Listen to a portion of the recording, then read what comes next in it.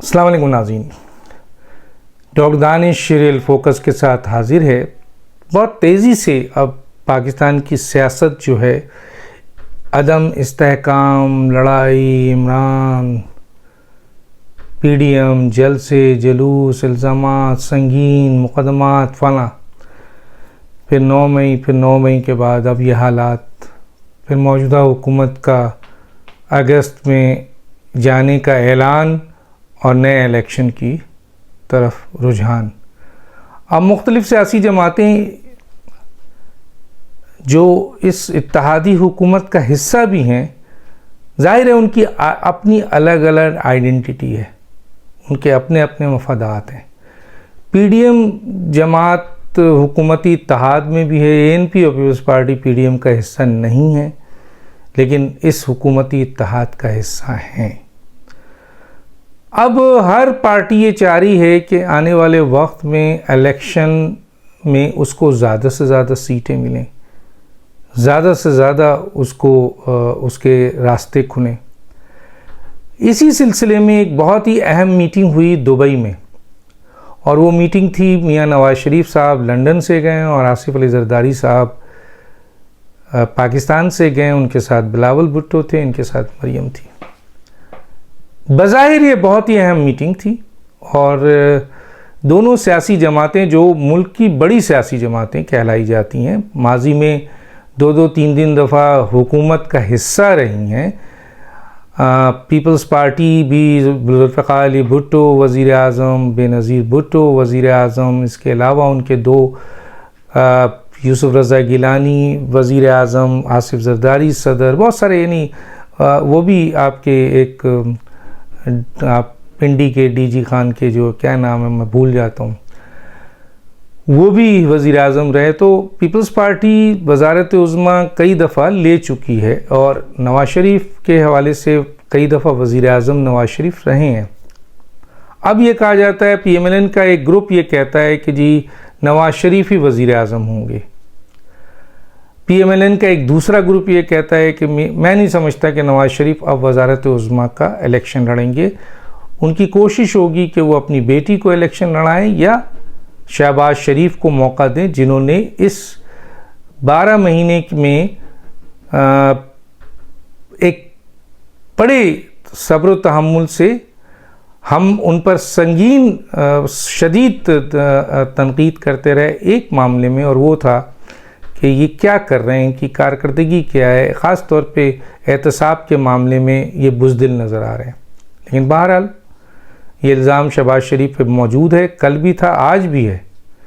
अभी तक 9 मई से गुज़रे हुए जुलाई आ चुकी है, 14 जुलाई है, लेकिन 9 मई के वाक़े में मुलव्विस किसी एक शख्स को, मास्टरमाइंड को तो छोड़िए, मंसूबा साज को तो छोड़िए, उकसाने वालों को तो छोड़िए, एक दहशतगर्द और एक बागी को भी सज़ा नहीं हुई है।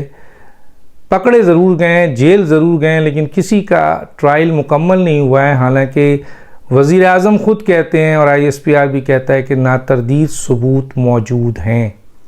तो इस बुनियाद पर ज़ाहिर है, इसके अलावा हुकूमत को कई दफ़ा मौका मिला, मैं उसको दोहराना नहीं चाहता। शहबाज शरीफ की हुकूमत का ये हिस्सा अगर देखेंगे एहतसाब के अमल में और एक्शन लेने में, वहाँ एक जुडिशरी ने पूरी इंतज़ामिया को घुमा के रख दिया। हालांकि अनकॉन्स्टिट्यूशनल अनलॉफुल फैसले वो कर रही थी, और हुकूमत जो एग्जीक्यूटिव पावर है उसके पास आइन का आर्टिकल 97 की, वो बहुत कुछ कर सकती थी, लेकिन नहीं किया। उस पर उनको बड़ी बुज़दिल हुकूमत कहा गया। शहबाज शरीफ के दीगर 85 के करीब जो काबीना थी, उनमें बेशतर जो लोग थे, यानी वो सिर्फ नाम के वज़ीर थे, यानी उनका काम कुछ भी नहीं है। उन्होंने याशी की है, उन्होंने प्रोटोकॉल लिया है, लेकिन चंद वज़रा ने बहुत अहम काम किया, जिसमें इसहाक डार साहब का नाम सर फहरिस्त आता है, और ख़ुद वज़ीर आज़म ने इस शोबे में बहुत काम किया। इसके साथ आर्मी चीफ़ ने इस शोबे में बहुत काम किया, चुनांचे उसका नतीजा निकला। बहरहाल बहस बहुत दूर चली जाएगी इस तरफ। मेरा कहने का मतलब ये है कि जो दुबई में अहम तरीन मुलाकात हुई, उसमें सीट एडजस्टमेंट की बात हुई कि सीट एडजस्ट किया जाए। पीपल्स पार्टी को पंजाब में आने दिया जाए और सिंध और दूसरी जगहों पर पीपल्स पार्टी पीएमएलएन को सपोर्ट करे। यही गुफ्तगू हुई। इसके अलावा आइंदा आने वाले इलेक्शन और निगरां वज़ीर आज़म पे भी बात हुई। आपने देखा निगरां वज़ीर आज़म की वहाँ जब डिस्कशन हुई तो उसके बाद ऐसे ऐसे नाम आने लगे कि कान पकड़ने को दिल चाहता है कि अब पाकिस्तान जो एक न्यूक्लियर मुल्क है, जिसका निगरां वज़ीर आज़म भी यकीनन बहुत ही अहम होगा और बाज़ाफ्ता वो एक एक्सपीरियंस होगा, एक आपके बासलाहियत होगा, अहल होगा, काबिल होगा। लेकिन ऐसे ऐसे नाम सामने आने लगे कि ऐसा लगने लगा थोड़ी देर के लिए, जो मैंने एक ट्वीट भी किया था कि अब कालू कसाई और पट्टे खान और अल्लाह दित्ता भी अपने नाम अगर दे दें निगरां वज़ीर आज़म के लिए तो कोई बड़ी बात नहीं है। बहरहाल तो वहाँ जो ये डिस्कशन हुई, इसके बाद पटाखा फूटा और सबसे बड़ा पटाखा मौलाना फजल रहमान साहब की तरफ से फूटा जब उन्होंने कहा कि मियां नवाज शरीफ साहब ने एक सियासी गलती की है क्योंकि वो पीडीएम का हिस्सा थे। अगर उनको कोई मुलाकात सियासी तौर पर करनी थी तो पीडीएम के सरबराह को एतमाद में लेते। चुनांचे मौलाना फजल रहमान साहब ने निजी गुफ्तगू में सहाफ़ियों के ये बात की और सहाफ़ी को मौका मिलना चाहिए, उसने लीड लगा दी। नवाज शरीफ साहब ने फ़ौरन वज़ीर आज़म शहबाज शरीफ को मौलाना फजल रहमान साहब के पास भेजा और फिर ख़ुद भी फ़ोन किया और उनसे माज़रत की और कहा कि हरगिज़ ये मुलाकात कोई सियासी एजेंडा नहीं था।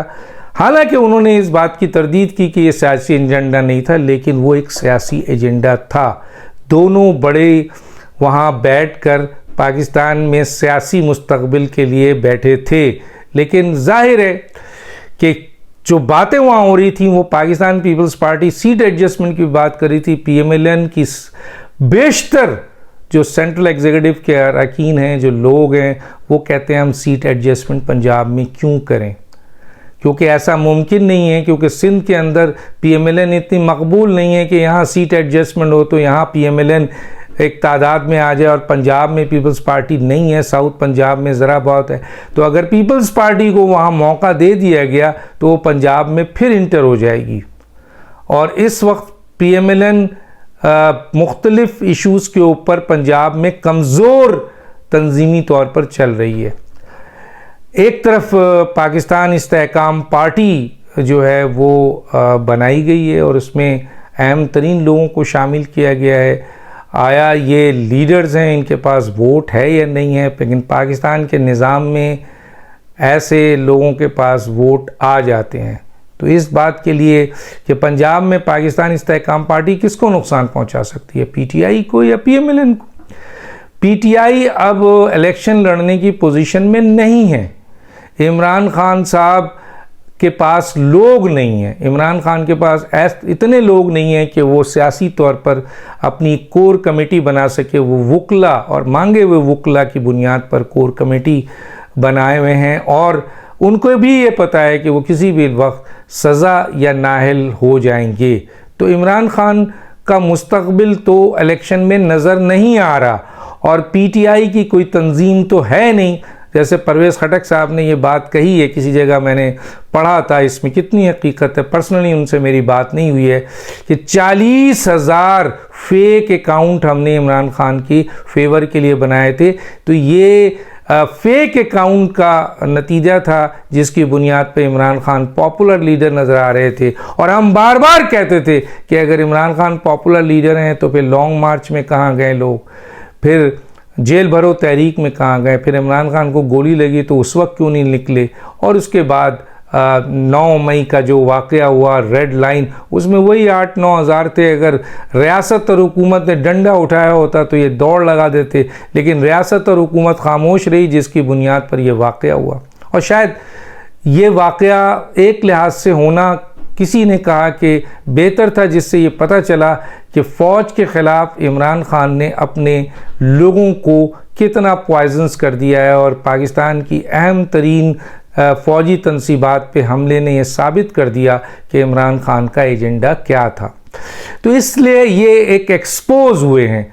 अभी इज़राइल की जो आपके उन्होंने भी इमरान खान की पार्टी या इमरान खान या हुकूक़ इंसानी और हुकूक़ पार्टी के हवाले से जो यूएनओ में आपके तकरीर कर दी, उससे मज़ीद इमरान ख़ान एक्सपोज़ हो गए। तो इमरान ख़ान के एक्सपोज़ होने का ज़माना है और बहुत चीज़ें अभी और भी एक्सपोज़ होनी है। अभी तो ये भी एक्सपोज़ कर दिया कि परवेज़ खटक साहब ने कि कोई एक साहब थे जो सेंटर बनने के लिए कोई पता नहीं 50 करोड़ या 5 करोड़ कितना, ये मुझे नहीं पता, लेकिन कहा है। तो मैं यहाँ सिर्फ कोट करते हुए निकल रहा हूँ कि इमरान ख़ान के ज़ाती अकाउंट में गए, हालांकि शौकत खानम के लिए मांगा गया था। अब इसकी तस्दीक होगी, सब चीज़ सामने आएगी। लेकिन इमरान खान ने भी खुद कहा है कि जी मैं गिरफ़्तार हो जाऊंगा या नाअहल हो जाऊंगा, और अब वो करीब चीज़ नज़र आ रही है। आप देख लें, बहुत अहम तरीन केसेस में उनको बुला लिया गया है। हाँ, उनके जो सहूलतकार हैं, जो सहूलतकार मौजूद हैं अदलिया में, वो एक्टिव हैं, वो अभी ख़त्म नहीं हुए हैं, वो सितंबर तक हैं।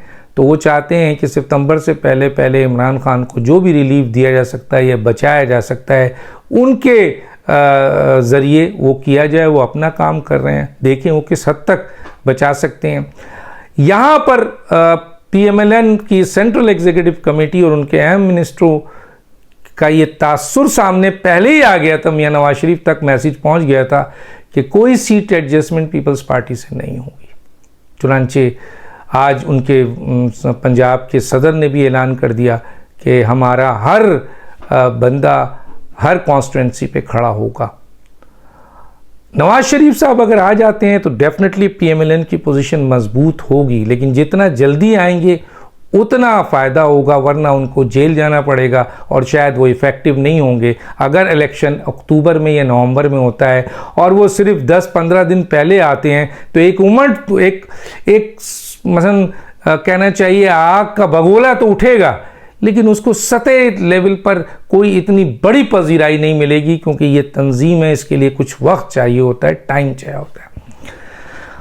अब जो सवाल मैं आपके सामने रखना चाहता हूँ वो ये है कि पंजाब के अंदर दो बड़ी सियासी जमातें, पाकिस्तानी इस्तेहकाम पार्टी का तो मैंने कह दिया कि वो चाहे मसनूई हो लेकिन उसे सपोर्ट मिलेगी और वो एक तादाद लेगी पंजाब में सीट, जो मरकज़ में भी और प्रोविंशियल लेवल पर बड़ी जमातों को शटअप कॉल देगी। और दूसरी जो बहुत ही वो जेन्युइन है, वो किसी सपोर्ट से नहीं आएगी, वो आवाम के वोट से आएगी, और उसको दबाने वाले रोकने वाले बहुत बाहर भी हैं अंदर भी हैं, और वो है तहरीक लब्बैक, जिसकी इस वक्त पंजाब में बड़ी पजीराई है। और उसको बदनाम करने की, उसको तोड़ने की, उसके लीडर को फेक पोस्ट के ज़रिए ख़राब करने की बड़ी कोशिश की जा रही है।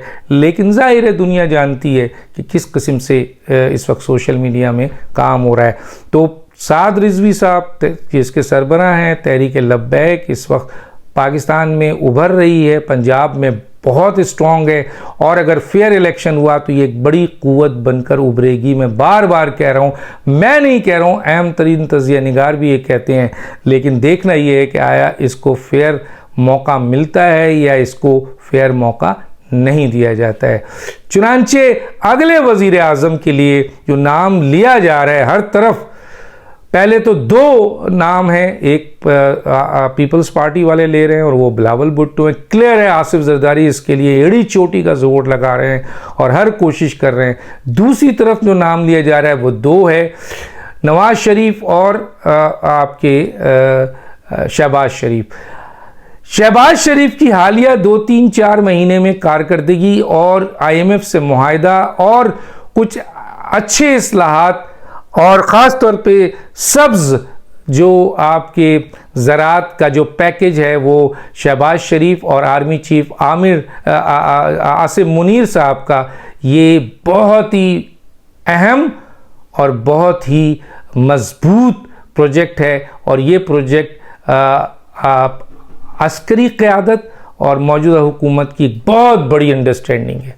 तो चुनांचे ये कहा जा रहा है कि शायद मियां नवाज शरीफ साहब ना आए वज़ारत उज़्मा के लिए, बल्कि वो पार्टी लीडरशिप संभाल कर पार्टी को मजबूत करके शहबाज शरीफ को एक दफ़ा और मौका दें, या मरियम को, कि वो आगे वज़ीर आज़म बने। मरियम और शहबाज शरीफ में अगर टाई होती है तो मेरा ख्याल है शायद मेरा वोट मरियम को पड़ जाए, या अगर मैं वोट दूं, मैं अपनी बात कर रहा हूं, लेकिन बज़ाहिर हालात ये नज़र आ रहे हैं कि शहबाज शरीफ बहुत स्ट्रॉन्ग कैंडिडेट हैं आपके वज़ीर आज़म के लिए। और अगर उनका नाम PMLN ने प्रपोज़ किया दोबारा, तो उम्मीद की जाती है कि उनको हर तरफ से आशीर्वाद मिलेगी और वो आइंदा भी वज़ीर आज़म बन जाएंगे। डॉक्टर दानिश को याद दीजिए। अल्लाह हाफ़िज़।